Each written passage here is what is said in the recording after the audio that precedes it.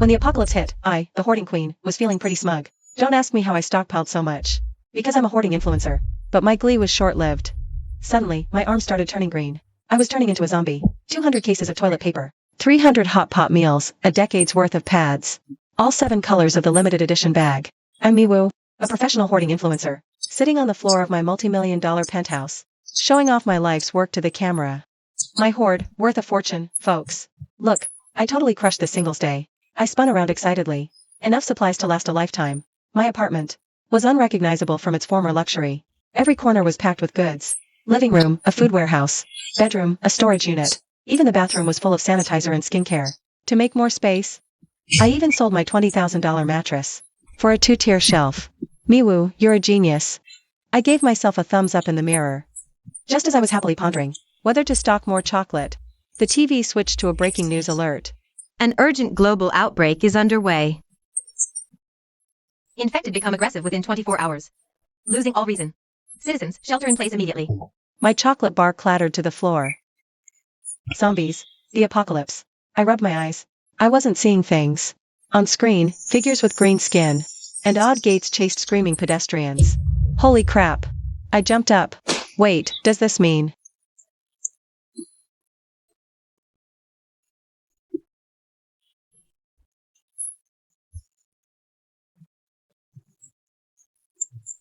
I can stay home forever? I set up my phone to record a viral apocalypse survival guide. Dear followers. But with a dramatic turn. I gestured to the mountain of supplies behind me. Your hoarding queen will be the last one standing. Check this out. Before I could finish, I felt dizzy.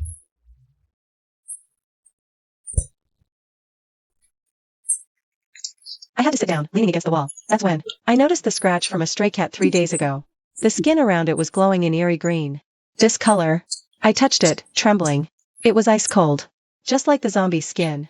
I turned stiffly toward the TV. The news listed early symptoms: dizziness, chills, wound discoloration. I hoarded billions in supplies.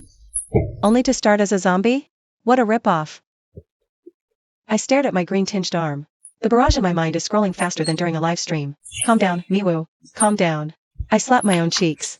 Maybe it's just an allergy. Didn't I turn green all over after eating crayfish last time?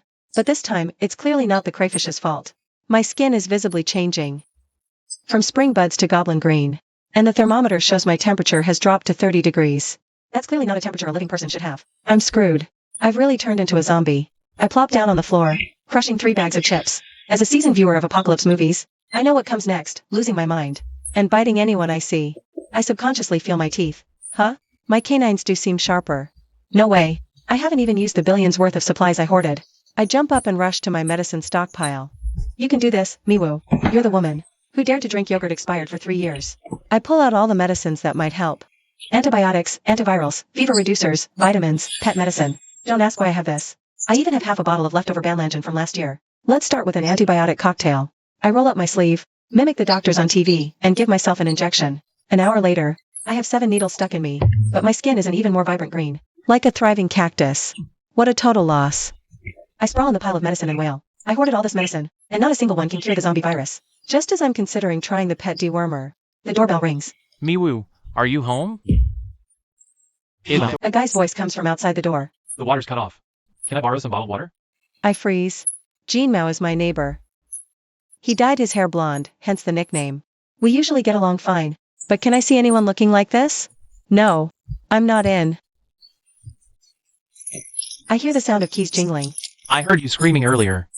Are you hurt? Crap. I forgot he has a spare key. He saved me last time I locked myself out. At the fastest speed of my life, I grab the mask and sunglasses from the coffee table and put them on. I also grab a sofa throw to wrap around my green arm. Just as I finish, the door opens. He stands in the doorway, still sporting dark circles from an all-night gaming session.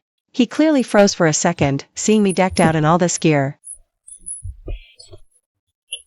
Why yeah, bad cold, I croaked on purpose. You should go, I said, as Jean Mao scratched his head. He headed for the pile of water bottles by the entryway. Suddenly, my throat felt itchy. Not a cough, but this weird urge to bite something. My gaze uncontrollably landed on Jean Mao's exposed neck. The veins there pulsed. Looked tasty. Crap, I pinched myself hard. Miwoo, what are you thinking? It's not instant hot pot. Jean Mouse seemed to notice something and turned to look at me. Why is your breathing so heavy? And nothing, I backed away a few steps. I could feel my canine teeth lengthening. Just go. But it was too late. Jean Mouse's eyes fell on my not quite covered arm. A patch of obvious green was showing. Your hand. You're not. Let me explain. I reached out. Zombie. Jean Mouse spun around to bolt, fumbling for his phone as he ran. Hello, officer? Yeah, I've got a zombie here. At the last possible second, I launched a 3-month expired frozen pizza. Yep, a pizza. Jean Mouse went down, like a chopped down sapling. I rushed over to check. Still breathing, thank goodness. Just knocked out. I sighed in relief. Then it hit me. What do I do now? Following zombie movie logic, I should eat Jean Mouse. But looking at his greasy blonde hair, I just couldn't. Not compared to my stockpiled Wagyu steak. Well, guess I'm a zombie with principles. I struggled to drag Jean Mouse onto the couch. Tied him up like a dumpling with my climbing rope. Stuffed a towel in his mouth. My most hated dish rag, naturally. After all that, I collapsed on the couch, pondering my existence. The TV droned on with emergency news. Rescue teams were in the city. Residents advised to shelter in place. A ticker at the bottom scrolled a message. Renowned virologist Dr. Bai Yueguang is leading a team to develop a cure. Bai Yueguang. I squinted. That name sounds familiar. Oh, right. That lab rat bookworm. I was reminiscing when I suddenly felt an itch on my face. I looked in the mirror and almost fainted from fright. My skin had completely turned zombie green.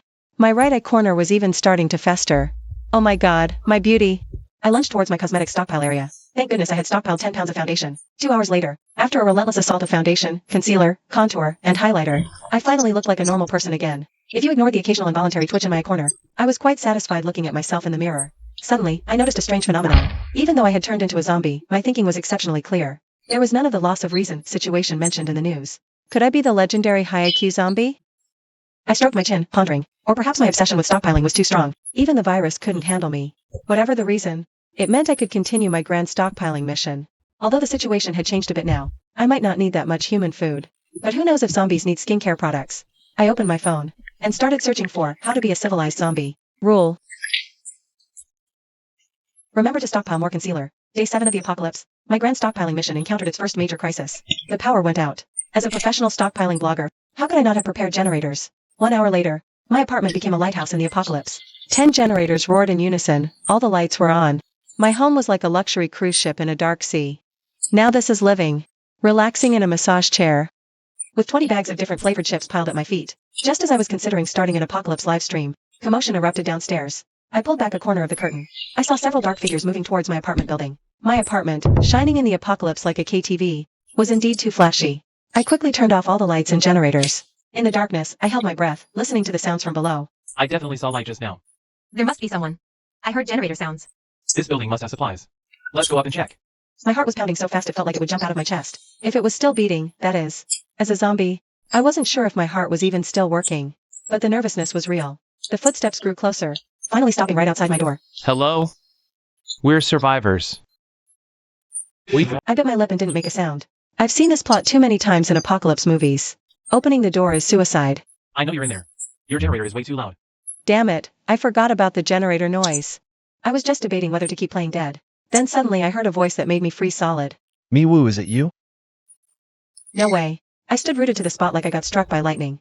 I can smell your perfume. That Zombie Expo perfume you wear. My hands started shaking. It's looming, my ex-boyfriend. Running into my ex on the 7th day of the apocalypse. What kind of hell difficulty is this? I took a deep breath, grabbed my mask and sunglasses and put them on. Then slowly shuffled over to the door. It really is you. Looming gave me that signature cheeky grin of his. He's still the same as ever.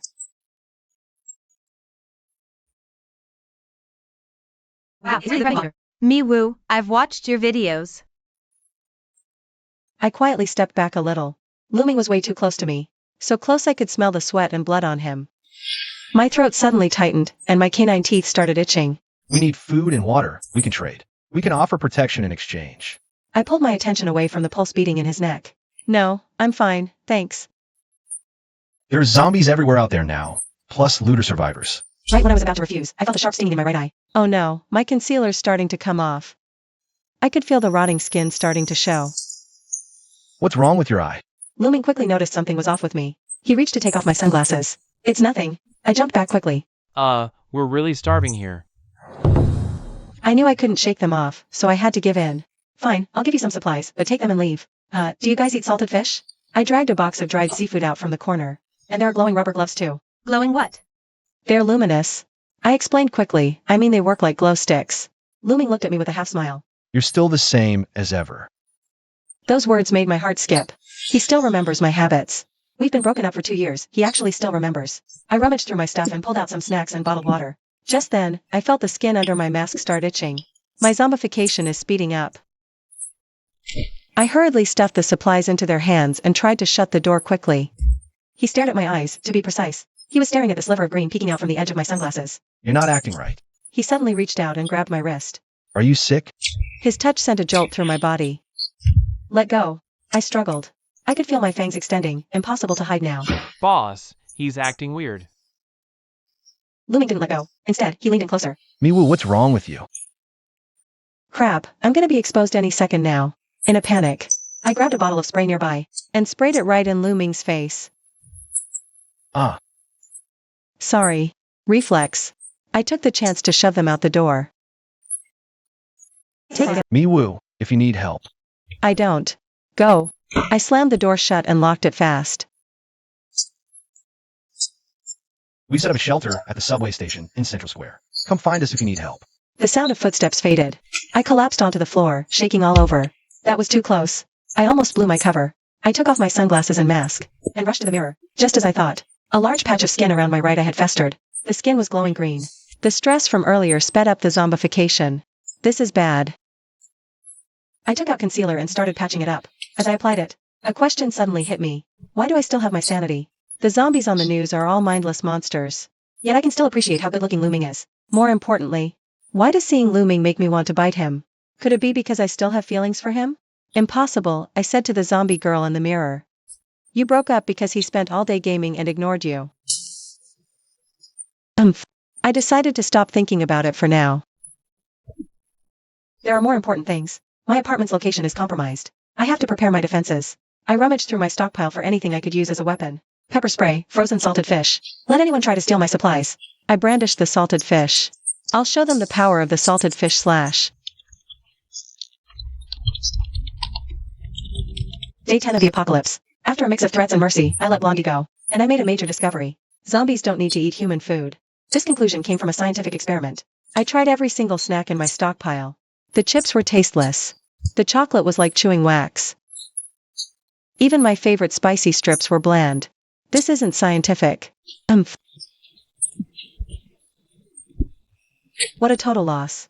But when I opened the fridge and saw the raw meat, things were different. The smell of blood from the steak made my saliva glands go crazy.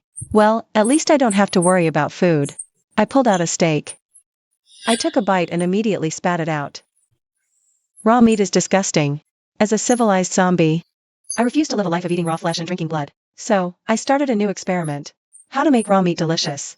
2 hours later, my kitchen had turned into a biolab. 10 steaks were lined up, each coated with different seasonings. Black pepper, cumin, chili powder. The winner was the garlic butter steak. After eating my fill, I decided to go exploring. But the night is my domain. Zombie night vision is just awesome. I put on a mask and a hat, and sprayed half a bottle of perfume to mask the zombie smell. My skin rot was getting worse.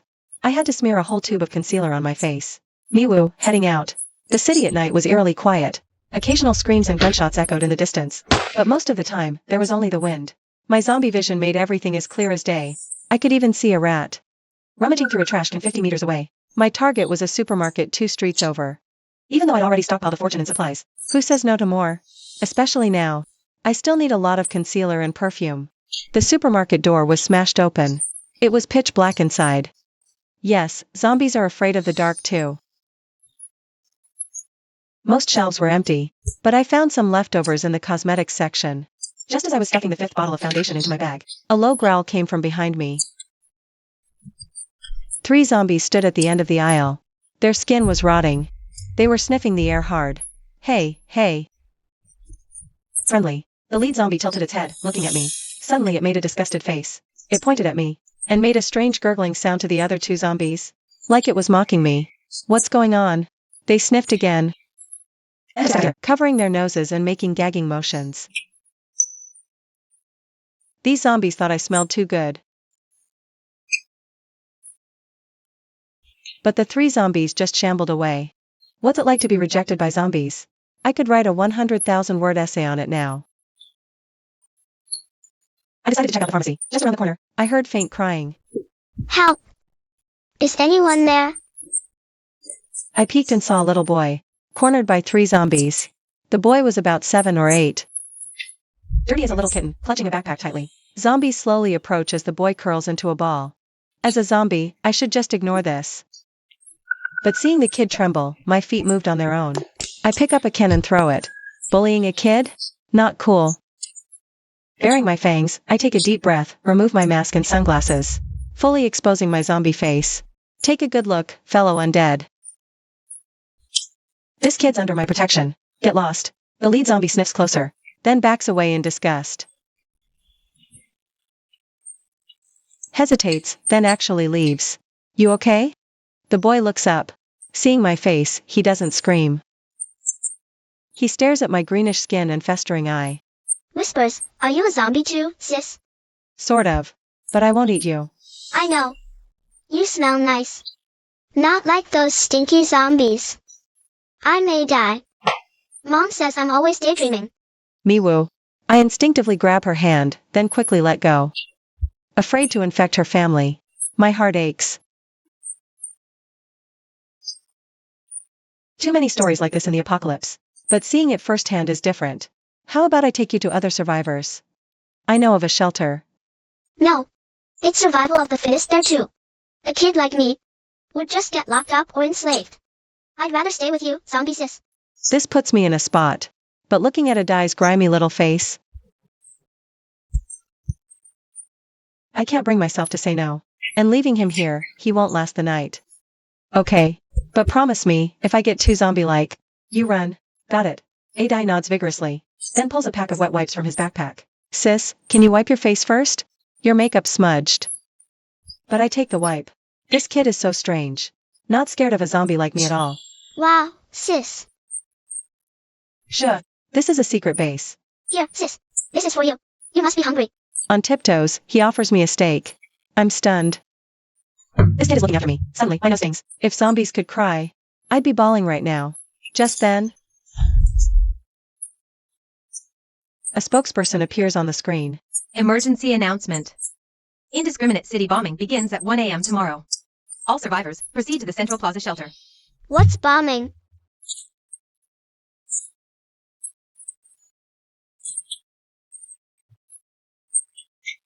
Going out now is too dangerous. And the shelter's at Central Plaza. I muttered to myself. That's the place Looming mentioned. I looked down at Adai's grimy little face. For this child, I had to risk going to the human shelter. Even if it meant possibly being eliminated as a monster. Pack up, kid. I ruffled her hair. We need to reach the safe zone by tomorrow.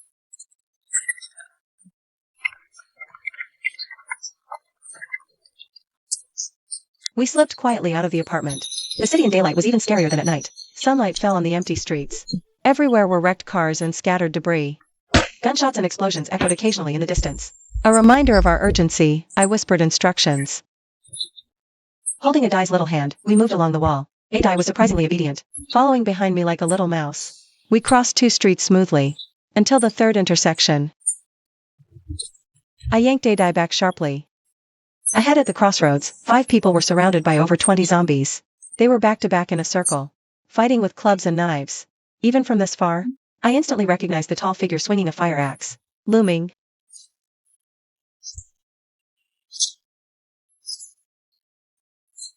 Truly amazing. Looming's movements were clean and efficient. Every axe strike landed precisely on a zombie's head. But his teammates weren't so lucky. The one with glasses was already injured. The ponytailed girl's movements had slowed. We'll go around. I pulled Adai, ready to retreat. Even though Looming helped me, I can't let him see me like this now. Not to mention all those zombies over there. That little girl's about to be bitten. I turned to look, my heart nearly stopping. A zombie was lunging at the little girl in the woman's arms. Damn it. I gritted my teeth. Adai, hide here. Don't move, no matter what. Without waiting for a reply, I charged out. I didn't know what I was going to do. But I couldn't just watch a child get bitten. Halfway there, a crazy idea hit me. I'm a zombie. Maybe I can control others. I tore off my mask and sunglasses, revealing my zombie face. At the same time, I let out a strange hissing sound. A noise I discovered a few days ago. A sound that gets other zombies' attention. Hey! A dozen zombies turned in unison, their cloudy eyes fixed on me. I kept hissing, making exaggerated gestures. Looming's group noticed me too, but I couldn't worry about them now. To my shock, the zombies actually started moving toward me. I backed away slowly, leading them away from the group.